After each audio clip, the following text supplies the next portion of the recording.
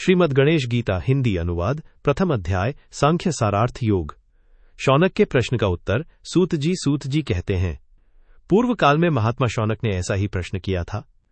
तब सूत जी ने व्यास जी के मुख से सुनी हुई इस गीता का वर्णन किया।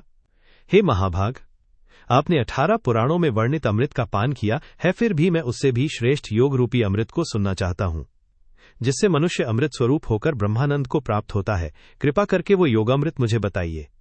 व्यास जी कहते हैं, अब मैं उस गीता का वर्णन करता हूं जो योग मार्ग को प्रकाशित करती है, जिसे गजानन गणेश जी ने राजा से कहा था। वरेण्य राजा कहते हैं, हे विघ्नेश्वर, आप सर्व विद्या के ज्ञाता हैं, भी शास्त्रों के तत्व को जानने वाले हैं, कृपया मुझे योग बताइए। श्री गणेश जी कहते हैं, हे राजन, मेरी कृपा से तुम्हारी बुद्धि स्थिर हुई है। अब ध्यान से सुनो, मैं तुम्हें योग रूपी अमृत बताता हूं। क्या योग नहीं है? महत्वपूर्ण शिक्षा। गणेश जी बताते हैं कि बाहरी वस्तुओं से संबंध योग नहीं, माता पिता पुत्र बंधु स्त्री राज्य धनपद, इनमें लगाव योग नहीं, इंद्रपद सूर्यत्व चंद्रत्व कुबेरत्व, ये भी योग नहीं, देवताओं के पद भी योग नहीं, अर्थात भौतिक या पद आधारित कोई भी संबंध योग नहीं है। सच्चे योगी का स्वरूप सच्चे योगी इच्छा रहित होते हैं, इंद्रियों पर नियंत्रण रखते हैं, सभी लोगों को पवित्र करते हैं, करुणामय होते हैं, जीवन मुक्त होते हैं, अपने हृदय में ब्रह्म का दर्शन करते हैं, सबको अपने समान देखते हैं, सुख दुख में सम रहते हैं। सर्वोच्च योग मुख्य सिद्धांत। जो शिव विष्णु शक्ति सूर्य और मुझ में भेद नहीं देखता, वही सच्चा योगी है। ईश्वर का स्वरूप। गणेश जी का उपदेश। मैं ही सृष्टि का निर्माण पालन और संहार करता हूं, मैं ही विष्णु शिव शक्ति हूं, मैं ही सबका कारण हूं, पंच महाभूत मुझसे उत्पन्न है, मैं साक्षी हूं, निर्लिप्त हूं। आत्मा का स्वरूप। आत्मा न काटी जा सकती है, न जलाई जा सकती है, न गीली होती है, न सुखाई जा सकती है। शरीर के नष्ट होने पर भी नष्ट नहीं होती कर्म और बंधन। कर्म करने वाले लोग स्वर्ग और भोग में फंस जाते हैं, अपने कर्मों से स्वयं बंधन बनाते हैं। यदि कर्म भगवान को अर्पित किए जाएं, बंधन समाप्त। कर्म से चित्त शुद्ध होता है, ज्ञान से ब्रह्म की प्राप्ति होती है। निष्कर्ष, कर्म जोड़ समर्पण मुक्ति का मार्ग समत्व योग। मित्र शत्रु सुख दुख सब में समान दृष्टि, लाभ हानि जीत हार समान भाव, हर जगह ईश्वर का दर्शन, यही सच्चा योग है। स्थिर बुद्धि, स्थित प्रज्ञ, इच्छाओं का त्याग, आत्मा में संतोष, राग द्वेष से मुक्त, क्रोध से नष्ट होती है बुद्धि क्रम, विषय आसक्ति, काम क्रोध मोह, बुद्धिनाश विनाश, अंतिम निष्कर्ष। अहंकार और ममता त्याग कर ज्ञान में स्थित होकर मनुष्य जीवन मुक्त हो जाता है। द्वितीय अध्याय कर्मयोग। वरेण्य का प्रश्न, ज्ञान और कर्म, इनमें से श्रेष्ठ कौन है? गणेश जी का उत्तर, ज्ञानयोग और कर्मयोग दोनों मार्ग हैं। बिना कर्म के कोई नहीं रह सकता, प्रकृति सबको कर्म करवाती है। मिथ्या संन्यास। जो बाहर से इंद्रियों को रोककर मन में विषय सोचता है, वो कपटी है। सच्चा कर्मयोग इंद्रियों को नियंत्रित करके कर्म करना, फल की इच्छा छोड़ना, भगवान को अर्पण करना, ऐसा कर्म बंधन नहीं बनता। यज्ञ सिद्धांत। यज्ञ से देवता प्रसन्न होते हैं, देवता से वर्षा, वर्षा से अन्न, अन्न से जीवन, ये सृष्टि का चक्र है। श्रेष्ठ व्यक्ति का प्रभाव, महान व्यक्ति जो करता है लोग वही करते हैं। कर्म में आसक्ति, अज्ञानी लोग फल के लिए कर्म करते हैं। ज्ञानी बिना आसक्ति के काम और क्रोध सबसे बड़े शत्रु हैं। ये ज्ञान को ढक देते हैं इंद्रिय, मन, बुद्धि, आत्मा। आत्मा सबसे श्रेष्ठ है, इसलिए आत्मा के द्वारा काम को जीतना चाहिए। तृतीय अध्याय विज्ञान प्रतिपादन योग की परंपरा। ये योग पहले विष्णु को दिया गया, फिर मनु आदि को। काल के कारण ये नष्ट हो गया। भगवान का अवतार सिद्धांत। जब धर्म घटता है, अधर्म बढ़ता है, तब मैं अवतार लेता हूं। साधुओं की रक्षा, दुष्टों का विनाश, धर्म की स्थापना, ईश्वर का स्वरूप। मैं अजन्मा विनाशी हूं, माया से अनेक रूप धारण करता हूं। भक्ति का सिद्धांत। जो जिस भाव से मेरी उपासना करता है, मैं उसे उसी प्रकार फल देता हूं। कर्म का रहस्य। कर्म विकर्म, इनका ज्ञान कठिन है। जो कर्म में अकर्म और अकर्म में कर्म देखता है, वही ज्ञानी है। निष्काम कर्म, फल की इच्छा त्याग, संतोष, बिना अहंकार के कर्म। ऐसा व्यक्ति कर्म करते हुए भी बंधता नहीं। यज्ञ के प्रकार। ज्ञान यज्ञ, तप यज्ञ, प्राणायाम यज्ञ, इंद्रिय संयम यज्ञ, सबका लक्ष्य आत्मज्ञान। ज्ञान की महिमा। सभी यज्ञों में ज्ञान यज्ञ श्रेष्ठ है। ज्ञान से सभी कर्म नष्ट हो जाते हैं। ज्ञान सबसे पवित्र है। सत्संग।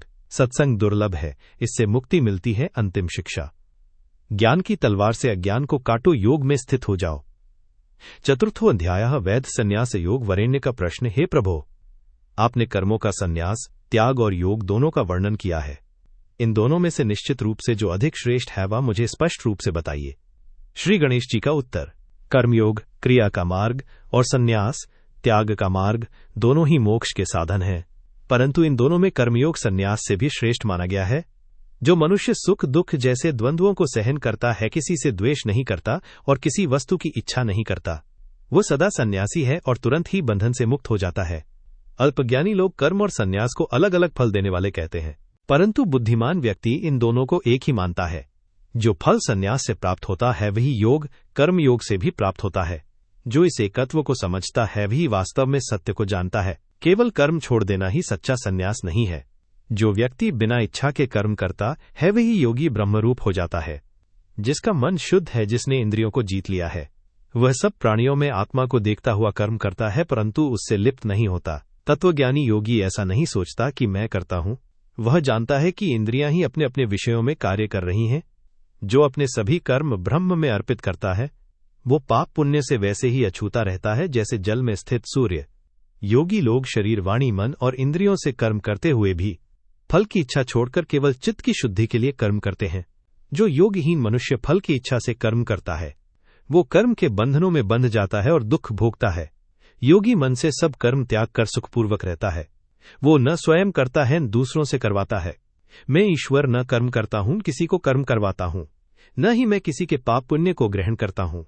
अज्ञान से ढकी हुई बुद्धि वाले लोग ही भ्रम में पड़ते हैं। जिनका अज्ञान विवेक द्वारा नष्ट हो गया है, उनका ज्ञान सूर्य के समान प्रकाशित हो जाता है। जो लोग मुझ में स्थित हैं, मुझ में मन लगाते हैं, वे पुनर्जन्म से मुक्त हो जाते हैं। ज्ञानी व्यक्ति ब्राह्मण गाय हाथी कुत्ते और चांडाल में समान दृष्टि रखता है। जो प्रिय अप्रिय में सम रहते हैं, वे ब्रह्म को जानने वाले हैं। सच्चा सुख क्या है? जो आत्मा में स्थित है वही वास्तविक सुख पाता है। इंद्रिय विषयों से उत्पन्न सुख दुख का कारण होते हैं, वे नाशवान हैं। जो काम और क्रोध को सहन कर लेता है, वो स्थायी सुख प्राप्त करता है। जो भीतर से प्रकाशित है, भीतर ही आनंदित है, वही ब्रह्म को प्राप्त करता है। प्राणायाम का वर्णन। योगी स्थिर बैठकर ध्यान करता है, प्राण और अपान को नियंत्रित करता है।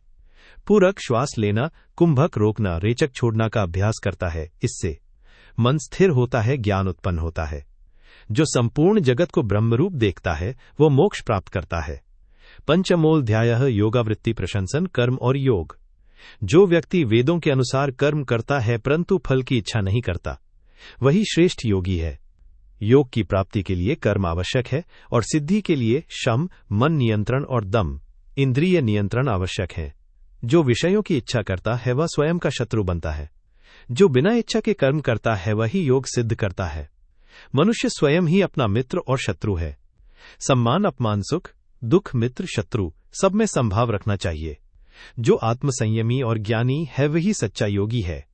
योगाभ्यास की सावधानियां योग नहीं करना चाहिए। अत्यधिक थकान में, भूख या बेचैनी में, बहुत गर्म ठंडे स्थान पर, श्मशान कुएं के पास भयावह स्थानों पर, अन्यथा स्मृति हानि बहरापन जड़ता रोग उत्पन्न हो सकते हैं। अत्यधिक खाना सोना या जागना योग में बाधक है। मन का नियंत्रण, इच्छाओं का त्याग, धीरे धीरे मन को नियंत्रित करना, बार बार भटकने पर वापस लाना। योगी अपने में विश्व को और विश्व में अपने को देखता है। जो मुझे प्राप्त करता है मैं भी उसे अपनाता हूं, मैं उसे कभी नहीं छोड़ता। जो सब में मुझे देखता है वो जीवन मुक्त योगी है और देवताओं के लिए भी पूजनीय है। मन को जीतने के उपाय वैराग्य, सत्संग, गुरु कृपा, अभ्यास। मन को जीतना अत्यंत आवश्यक है, बिना इसके योग कठिन है। योग भ्रष्ट की स्थिति, योग से गिरा हुआ व्यक्ति स्वर्ग भोग कर पुनः श्रेष्ठ कुल में जन्म लेता है और फिर योगी बन जाता है। सभी में श्रेष्ठ योगी वही है जो भक्ति सहित मुझे प्राप्त करता है। षष्ठोऽध्यायः बुद्धियोग ईश्वर का तत्व। मेरे तत्व को जानने से मोक्ष मिलता है। मेरी प्रकृति को जानना आवश्यक है, फिर ज्ञान और विज्ञान प्राप्त होता है। प्रकृति का स्वरूप, मेरी प्रकृति 11 प्रकार की है। 5 महाभूत, अहंकार, मन, बुद्धि, सूर्य, चंद्र, यज्ञ, इन्हीं से संपूर्ण जगत उत्पन्न होता है और मैं ही उसका पालन और लय करता हूं। ईश्वर सर्वत्र है, पृथ्वी में गंध, अग्नि में तेज, जल में रस, सूर्य में प्रकाश, सब मैं ही हूं। माया से मोहित लोग मुझे नहीं पहचानते। जो मुझे जानता है वो मोक्ष प्राप्त करता है। भक्ति का सिद्धांत, जो जिस देवता की पूजा करता है उसे वही फल मिलता है, परंतु मैं सब कुछ जानता हूं। मृत्यु के समय स्मरण, जो अंत समय में मुझे स्मरण करता है वो मोक्ष पाता है। जिस देवता को स्मरण करता है उसी को प्राप्त होता है। जो अनन्य भक्ति से मुझे भजता है मैं उसके योगक्षेम का भार उठाता हूं। 2 मार्ग है, शुक्ल मार्ग मोक्ष, कृष्ण मार्ग पुनर्जन्म। सप्तमोध्याय उपासना योग। प्रश्न श्लोक 1। शुक्ल और कृष्ण मार्ग क्या है? ब्रह्म और संसार क्या है? उत्तर। अग्नि प्रकाश दिन शुक्ल मार्ग, मोक्ष धुआं रात्रि कृष्ण मार्ग, संसार। क्षर नश्वर अक्षर अविनाशी और उनसे परे शुद्ध ब्रह्म है। जो मुझे नहीं जानते जन्म मरण में फंसते हैं। जो मेरी उपासना करते हैं ब्रह्म प्राप्त करते हैं। पूजा के प्रकार। स्नान वस्त्र दीप धूप नैवेद्य आदि से पूजा, मानसिक पूजा सबसे श्रेष्ठ। जो भी भक्ति से पूजा करता है वो सफल होता है। अन्य देवताओं की पूजा भी अंततः मेरी ही पूजा है, परंतु अज्ञानवश की गई होती है। मंत्र जप और साधना शुद्धि करके, न्यास करके गुरु से सीखा मंत्र जप करना चाहिए। ऐसा उपासक अविनाशी मोक्ष प्राप्त करता है। ईश्वर ही सब है। मैं ही यज्ञ मंत्र अग्नि आहुति हूं, मैं ही ब्रह्म हूं, मैं ही सबका कारण हूं। स्त्री पापी कोई भी मेरी शरण में आकर मुक्त हो सकता है। मेरा भक्त कभी नष्ट नहीं होता। मेरी महिमा देवता भी नहीं जानते। जो श्रेष्ठ है वही मेरी विभूति है। अष्टमोध्याय विश्वरूप दर्शन। वरेण्य का निवेदन। हे भगवान, नारद जी ने आपकी अनेक विभूतियां बताई हैं, परंतु वे भी सबको पूर्ण रूप से नहीं जानते। आप ही सब कुछ यथार्थ रूप से जानते हैं, इसलिए मुझे अपना वो सर्वव्यापक दिव्य स्वरूप दिखाइए। श्री गणेश जी का उत्तर। तुम इस एक मेरे भीतर ही संपूर्ण चराचर जगत को देखो, असंख्य अद्भुत दिव्य और पहले कभी न देखे गए रूपों सहित। मैं तुम्हें दिव्य ज्ञान चक्षु देता हूं। इन सामान्य आंखों से तुम मुझे अजन्मा अविनाशी सर्वव्यापक नहीं देख सकते। विश्वरूप का दर्शन। राजा वरेण्य ने दिव्य दृष्टि से गणेश जी का अद्भुत रूप देखा। असंख्य मुख, असंख्य हाथ पैर, दिव्य आभूषण और सुगंध करोड़ों सूर्य के समान तेज। उस शरीर में तीनों लोग दिखाई दे रहे थे। राजा ने कहा, मैं आपके शरीर में देख रहा हूं देवता ऋषि पितर पाताल समुद्र पर्वत स्वर्ग आकाश पृथ्वी मनुष्य नाग राक्षस ब्रह्मा विष्णु शिवेंद्र। आप अनादि और अनंत हैं, अग्नि के समान तेजस्वी हैं, मुकुट और कुंडल धारण किए हुए हैं, अत्यंत विशाल और तेजस्वी हैं। आपकी सेवा कर रहे हैं। गंधर्व यक्ष किन्नर अप्सराएं नृत्य कर रही हैं। देवता भक्ति से स्तुति कर रहे हैं। आप अक्षर अविनाशी धर्म के रक्षक। संपूर्ण ब्रह्मांड में व्याप्त आपका भयानक रूप देखकर लोग भयभीत हैं। मैं भी भयभीत हो गया हूं। सभी प्राणी आपके भीतर उत्पन्न होते हैं और अंत में आप में ही लीन हो जाते हैं। आप ही इंद्र अग्नियम वरुण सूर्य चंद्र शिव संपूर्ण जगत हैं। हे प्रभु, कृपा कीजिए, मुझे आपका सौम्य रूप दिखाइए। ये विश्वरूप आपकी कृपा से ही मैंने देखा है। गणेश जी का उत्तर। ये रूप सामान्य लोग नहीं देख सकते। देवता और ऋषि भी केवल मेरी कृपा से ही देख पाते हैं। मुझे केवल भक्ति से जाना, देखा और प्राप्त किया जा सकता है। भय और मोह छोड़ो। जो मेरा भक्त है, आसक्ति रहित है, क्रोध रहित है, सब में समान है, वो मुझे प्राप्त करता है। नवमोध्याय क्षेत्र ज्ञात्र ज्ञेय विवेक योग। वरेण्य का प्रश्न। जो सगुण रूप की उपासना करता है और जो निर्गुण ब्रह्म की उपासना करता है, इनमें कौन श्रेष्ठ है? गणेश जी का उत्तर। जो भक्त भाव से मेरे साकार रूप की उपासना करता है वो मुझे अत्यंत प्रिय है। जो निर्गुण ब्रह्म का ध्यान करता है वो भी मुझे प्राप्त करता है, परंतु उसका मार्ग कठिन है। निर्गुण उपासना अधिक कठिन है, सगुण उपासना सरल है। भक्ति सबसे महत्वपूर्ण है। भक्त अज्ञानी हो तो भी श्रेष्ठ है। बिना भक्ति वाला विद्वान भी तुच्छ है। सुखदेव सनक आदि मुनि भी भक्ति से ही मुक्त हुए। यदि तुम मन को मुझ में लगा सकते हो, करो, नहीं अभ्यास करो, नहीं कर्म मुझे अर्पित करो, नहीं कर्मफल का त्याग करो। यही क्रम है। ज्ञान से श्रेष्ठ ध्यान है, ध्यान से श्रेष्ठ त्याग और त्याग से शांति। जो अहंकार रहित है, संभाव रखता है, भय क्रोध से मुक्त है, वो मुझे प्रिय है। जो इस उपदेश का पालन करता है वह मुक्त और सबको प्रिय होता है। क्षेत्र शरीर और क्षेत्रज्ञ आत्मा क्षेत्र शरीर में शामिल है। पंच महाभूत इंद्रियां मन बुद्धि अहंकार इच्छा द्वेष सुख दुख, इन्हें क्षेत्र कहा गया है। क्षेत्रज्ञ ज्ञाता मैं हूं जो सबके भीतर स्थित हूं। ज्ञान क्या है? ज्ञान के लक्षण सरलता, गुरु सेवा, वैराग्य, शुद्धता, संभाव, भक्ति। ज्ञेय जानने योग्य, अनादि निर्गुण, सर्वव्यापी, अत्यंत सूक्ष्म। प्रकाश का भी कारण यही ब्रह्म है। गुण और बंधन सत्व, ज्ञान शांति, रज लोभ कर्म तम अज्ञान आलस्य। इसलिए सत्व गुणी बनकर मेरी भक्ति करो। अग्नि सूर्य चंद्र सब मेरा ही तेज है, मैं ही सबका कारण हूं। लोग जिस रूप से मुझे पूजते हैं मैं उसी रूप में प्रकट होता हूं।